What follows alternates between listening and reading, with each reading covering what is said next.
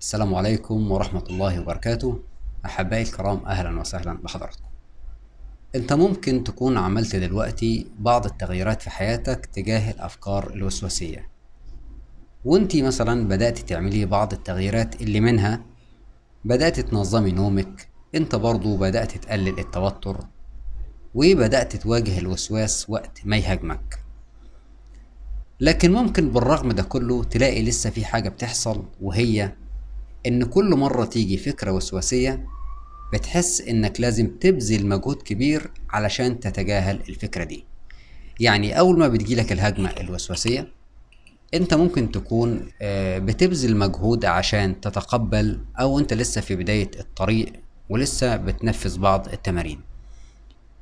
لو انت بتواجه بقى مجهود في انك تتقبل الفكرة ديت، هنبص نلاقي ان المجهود ده مرهق. المجهود اللي احنا بنبذله هيكون مرهق بالنسبة لك في الأول وبالنسبة لك، والمجهود ده برضه هو ذات نفسه بيكون مش دايم. يعني ممكن تبذل مجهود أول مرة، تبذل مجهود تاني مرة، بعد كده تبدأ الطاقة بتاعتك تقل، ما تلاقيش بعد كده إن أنت ليك نفس حتى تكمل التمارين.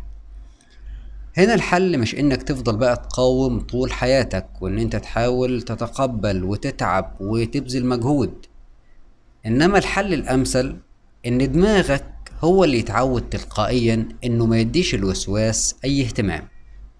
الحل الأمثل إن دماغك يتعود تلقائيا إن هو ما يديش الوسواس أي اهتمام في اللحظات اللي هو بيهجم فيها.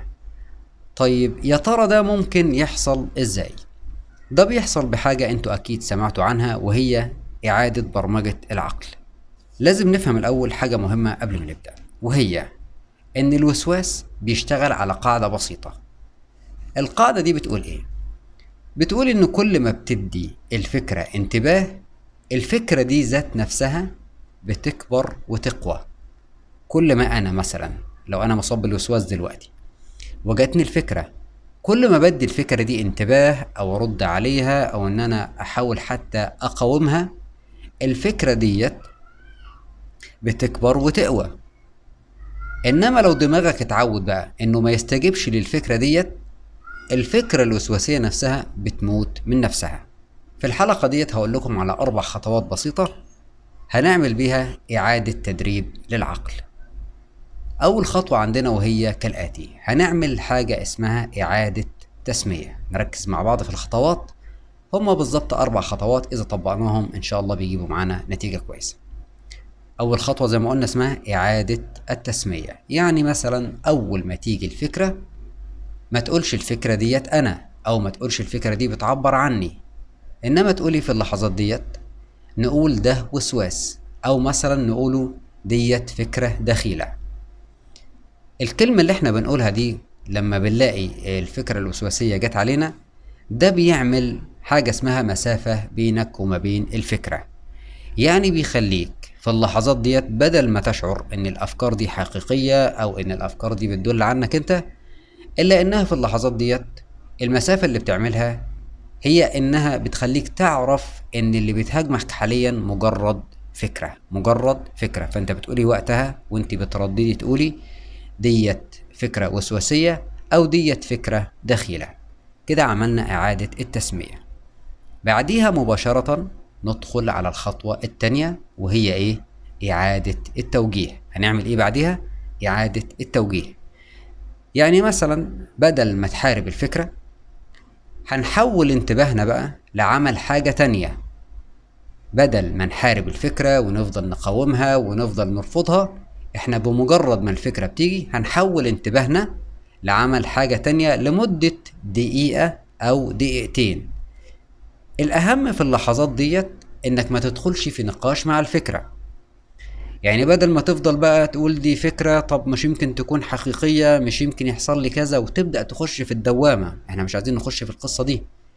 احنا عايزين نعمل إعادة التوجيه، وهي إن احنا بدل ما نناقش الفكرة أو نحاربها، بنحول انتباهنا ونعمل حاجة تانية لمدة دقيقة أو دقيقتين. ممكن واحد يقول لي طب أنا أعمل إيه في الحالة دي؟ أقول لك اعمل أي نشاط، اقرأ كتاب.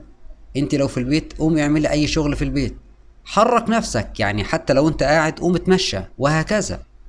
اعمل شيء يحول انتباهك من التركيز على الفكرة الى انك بتركز على عمل تاني انت بتعمله. تالت خطوة بقى هنعملها ايه؟ وهي التقبل المؤقت. ونركز في الكلمة ديت، لان في بعض الاشخاص يقولك انا مش عارف اطبق التقبل. طيب ابدأ ازاي اتقبل، او ازاي اقوي نفسي في عملية التقبل؟ وهي بتكون بالخطوة رقم 3 اللي بقولها لك ديت، وهي التقبل المؤقت. بمعنى ان احنا هنسمح للفكرة تكون موجودة في الخلفية. يعني ايه موجودة في الخلفية؟ شفت كده لما انت بتنزل الشارع وتلاقي ان الشارع مليان دوشة، هل عمرك اعترضت او انت اعترضتي على ان في دوشة في الشارع، ولا بتتقبليها وبتتعايشي معاها وخلاص دي دوشة واحنا ماشيين مش هنعرف نوقفها؟ فانت لو بتكلم حد جنبك بتعلي صوتك شوية عشان يسمعك، او لو انت رايح مشوار الدوشة دي مش بتعطلك انك تروح مشوارك عادي، ده المكان فيه دوشة. ده بالظبط اللي احنا عايزين نعمله مع الفكرة الوسواسية، وهو ان احنا نعتبر الفكرة ديت زي الضوضاء. زي الضوضاء، لما احنا في اللحظات ديت مش هنقاوم الفكرة، دماغك بيفهم تلقائيا انها مش مهمة. دماغك بيفهم انها ايه؟ مش مهمة. زي بالظبط كده ما انت ماشي في الشارع ودوشة الشارع بالنسبة لك مش مهمة. لكن الإشكالية اللي بتخليك مش عارف تتقبل إن عقلك في اللحظات ديت بيكون واخد خلفية إن الأفكار دي بالنسبة له مهمة. يبقى كل مرة هنسمح فيها للفكرة تكون موجودة في الخلفية كأنها ضوضاء في الشارع ومش هناخد بالنا منها، العقل هيبدأ يتبرمج على إنها مش مهمة. يبقى ده اسمه إيه؟ التقبل المؤقت. رابع خطوة والأخيرة وهي التكرار اليومي.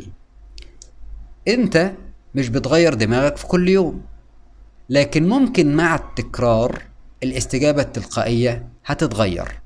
يعني لما تفضل تكرر التمارين اللي احنا عملناها ديت ال3 خطوات، كأنك كده بالظبط بتحفظ حاجة معينة. شفت لما بتحفظ مثلا آية قرآنية أو بتحفظ سورة، أو حتى لو أنت في المدرسة وبتحفظ نشيد، التكرار بيخلي عقلك يحفظ الكلمات دي. نفس الفكرة، احنا عاوزين عقلنا يحفظ الخطوات، بحيث كل ما تيجي الفكرة هو من تلقاء نفسه خلاص حافظ الخطوات، فبيبدأ ان هو اتبرمج على التجاهل الطبيعي بدون ما كل مرة انك تبذل مجهود. الموضوع ده عامل بالظبط زي ما انت كده شفت لما بتيجي تمرن العضلة بتاعتك في الجيم او كده عشان بعد كده تقوى.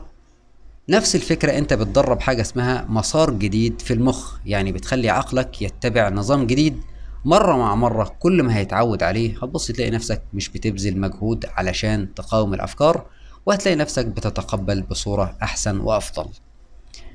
الخلاصة انك مش محتاج بقى تفضل في معركة طول حياتك، وانتي مش محتاجة تفضلي تقاومي الافكار دي وتبذلي مجهود كل مرة. علشان كده لما بنبرمج دماغنا يتجاهل الوسواس، هنلاقيه ان بيتعود على انه يتجاهل تلقائيا. التجاهل التلقائي دوت بيترتب عليه ان الفكرة الوسواسية بتموت قبل ما تبدأ، وده في حد ذاته بيريحنا من ضغط الافكار الوسواسية علينا. علشان كده تعالوا نطبق الخطوات اللي فاتت، وهي نبدأ بالتسمية، رقم 2 نعمل التوجيه، رقم 3 التقبل، رقم 4 نكرر الخطوات اللي فاتت ديت.